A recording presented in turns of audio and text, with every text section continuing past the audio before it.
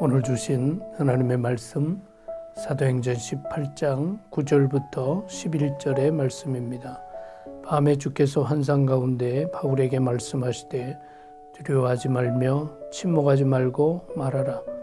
내가 너와 함께 있음에 어떤 사람도 너를 대적하여 해롭게 할 자가 없을 것이니 이는 이 성중에 내 백성이 많음이라 하시더라. 1년 6개월을 머물며 그들 가운데서 하나님의 말씀을 가르치니라.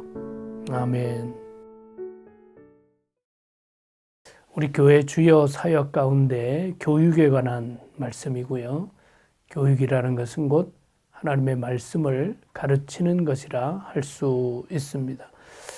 보통 5가지 중요한 사역을 말합니다. 예배, 교제, 친교, 교육, 봉사, 전도 또는 선교, 이렇게 5가지를 이야기합니다. 오늘 본문은 사도 바울이 세계 선교 여행 고린도에 이르렀을 때 하나님께서 환상 중에 어떤 어려움이 있어도 내가 지켜준다라는 환상과 함께 이 1년 6개월 동안 바울은 그 하나님의 약속 믿고 담대하게 하나님의 말씀을 가르쳤다고 하는 내용입니다. 하나님의 말씀을 선포하고 가르쳐야 할 이유, 첫 번째는 말씀이 있어야 하나님을 알 수 있습니다. 하나님을 알아야 하나님께서 허락하시는 구원의 길도 알 수 있는 것이죠. 바로 말씀이 전해지고 말씀이 가르쳐질 때 하나님의 말씀, 하나님의 뜻을 알 수 있다라는 것입니다. 두 번째는 말씀이 가르쳐져야 구원을 받을 수 있습니다. 하나님께서 원하시는 구원의 길, 약속이 무엇인지 알아야 믿을 수 있고 그래야 구원에 이를 수 있기 때문이죠.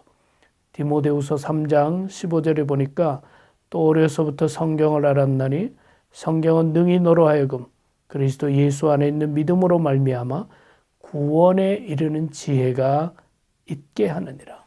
구원에 이르는 지혜가 있게 한다라고 말씀하고 있습니다. 세 번째로 말씀이 전해지고 가르쳐야 하는 이유는 그래야 영적으로 성장할 수 있기 때문이죠. 그래서 상징적으로 성경을 영의 양식, 젖 또는 만나 이런 것들로 설명하고 있습니다. 디모데후서 3장 16절 17절은 이렇습니다.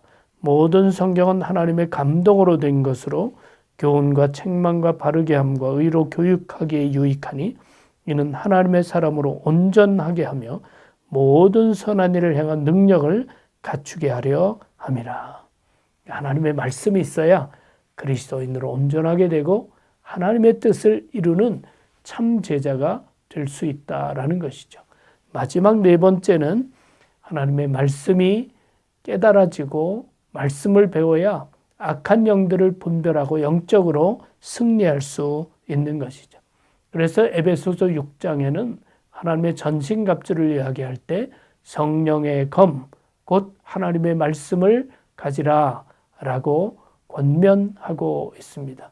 하나님의 말씀을 깨달아 알 때 영적 싸움에서 승리할 수 있습니다. 오늘 본문에서 말씀하시는 것처럼 하나님의 말씀을 가르치는 이 사도 바울을 통해서 하나님께서 놀라운 역사들을 이루셨습니다. 말씀이 전해질 때 구원의 역사가 이루어지고 교회가 세워지고 계속해서 선교의 역사가 이어져 나갈 수 있었던 것이죠. 오늘 우리들의 삶에도 하나님의 말씀을 받고 전하고 가르치는 일들이 활발하게 이루어질 수 있기를 바랍니다. 기도하겠습니다. 사랑의 주님, 참 감사합니다. 주님의 몸된 교회, 신앙의 본질을 찾아 사명 감당할 수 있도록 오늘도 말씀을 가르칠 것을 깨우쳐 주시니 감사드립니다.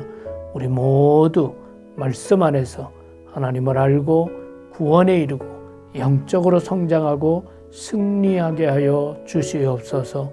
예수 그리스도의 이름으로 기도하옵나이다.